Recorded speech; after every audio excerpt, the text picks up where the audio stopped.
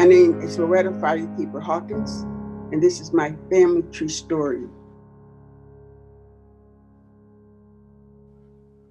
Once upon a time, and this is not a fairy tale, there were two blood brothers.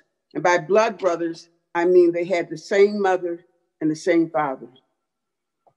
And because they were owned by a slave master named Grimes, their last names were Grimes, and they were Hiram and George Grimes. And one day, a slave master from an adjoining neighboring plantation named Hines offered to buy the two boys, Hiram and George Grimes. So they were sold. And by law, they were now officially named Hiram and George Hines. And time passed. The slaves slaved. The slave owners grew wealthy. Then a civil war was waged and fought and won by the North, and the slaves were freed. One of the freedoms of emancipation was that the freed men could name not only their children, but also they could name themselves. So one day, Hiram approached George and said, "George, you and I are the only ones in the family who are named Hines. Everyone else in our family is named Grimes. So would you like to change your name back to Grimes?" And George said, "I've been using this name for a long time. And as far as I'm concerned, one slave name is as bad as the other. And there's no need for me to change my name back." So they engaged in a bitter battle concerning the family name. And the question became, were they Hines or were they Grimes? And the battle went on for years. The brothers, neither one willing to acquiesce or compromise and change their position. And somewhere along the way, they lost sight of the most important element, and that was that they were blood brothers. But the family grew into two separate families, the Grimes and the Hines family. And time passed. George Hines met a woman named Emmeline Below. And all we know of this woman was that she had been a slave in Kentucky and had been forced to walk to Winston-Salem, North Carolina, where this story takes place, in the winter, in the snow, bare feet. George fell in love with Emmeline, and they got married, and they had 10 children. And the youngest son was named Earl, and Earl Hines is my grandfather. Earl Hines met Mabel Self, S-E-L-F, and they had 12 children. One of the children was named Laureen. Laureen is my mother. Laureen married a young soldier named John Sanders, and they had two daughters, Wanda and Loretta. I am Loretta, and this is how I find myself in this time and this place. In Winston-Salem, where I was born, the little suburb of Bellevue was full of Black people who all had names Hines and Grimes. And back then, there were so few families that the Grimes and the Hines knew that they could not marry each other because they knew somewhere back in the family they were related to each other. But everywhere you looked in this town, you saw a Grimes or a Hines, but they considered themselves, as I had said, two separate families. And then time passed again.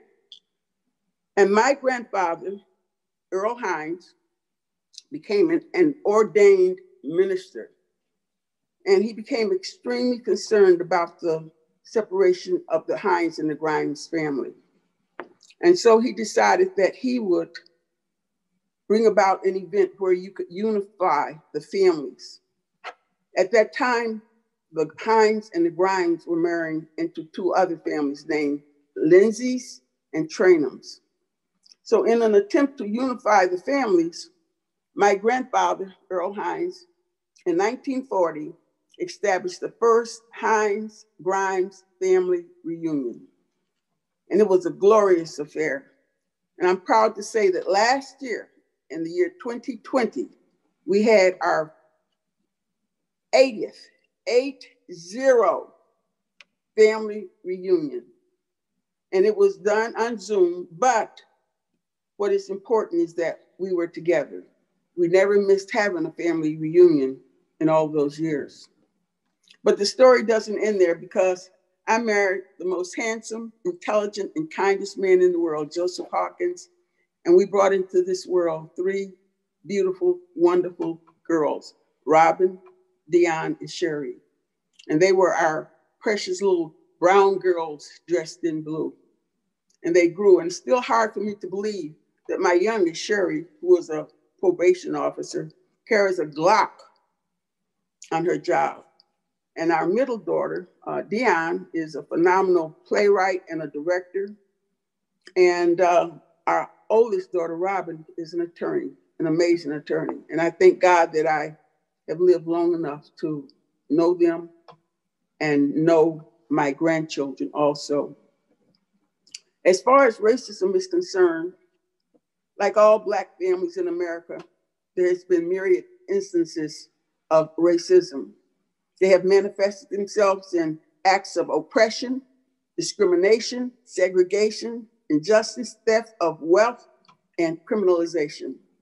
In fact, the first time my father was arrested was when he was a young soldier, and he was on a bus trip, Greyhound bus trip, going to Mississippi to visit an aunt.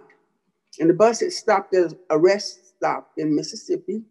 And my father went inside, and in the front, there was a counter where you could buy small items like cigarettes and candy, gum, that sort of thing. And my father wanted to buy a pack of Camel cigarettes.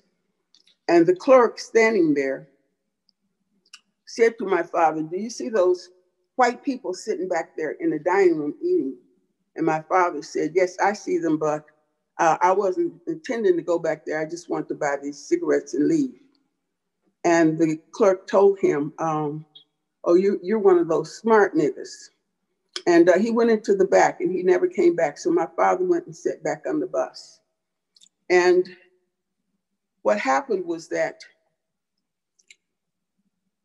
pretty soon, my father looked out the window, and he saw a sheriff pull up. The sheriff came up and went inside, talked to the clerk. Pretty soon, the 2 of them came out, got on the bus. And the clerk said, "That's him, Sheriff." And the sheriff told my father, "You're under arrest." And my father said, "For what reason?" And he said, "Because you disrespected those white people who were sitting there eating." And so they arrested my father, put him in jail.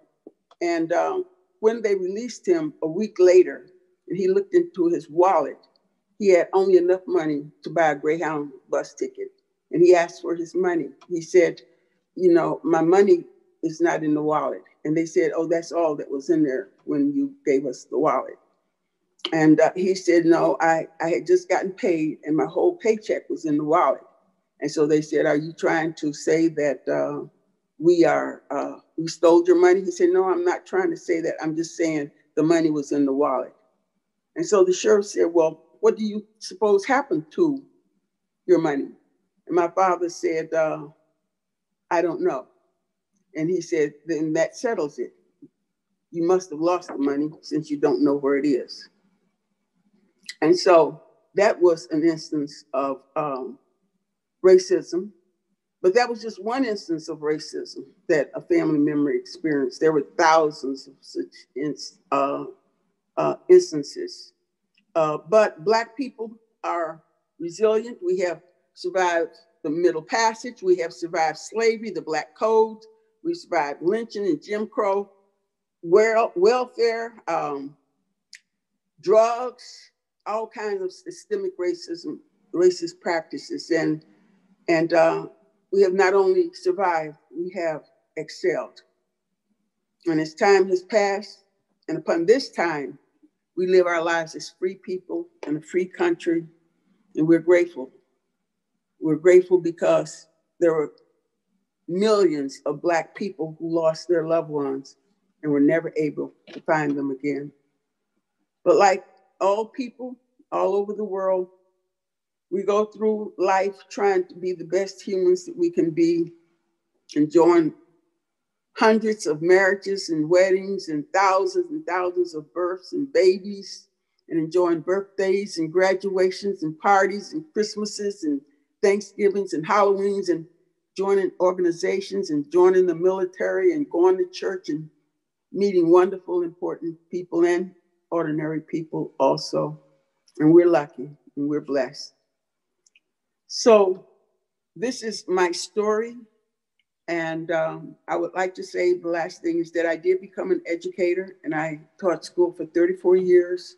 And I taught hundreds of thousands of children throughout my lifetime, of every race, every level, every ethnicity. And my hope is that when I taught them, I treated my students with all the kindness that I had and all the respect that I had. And this is my story, and I thank you for being a part of it. Thank you.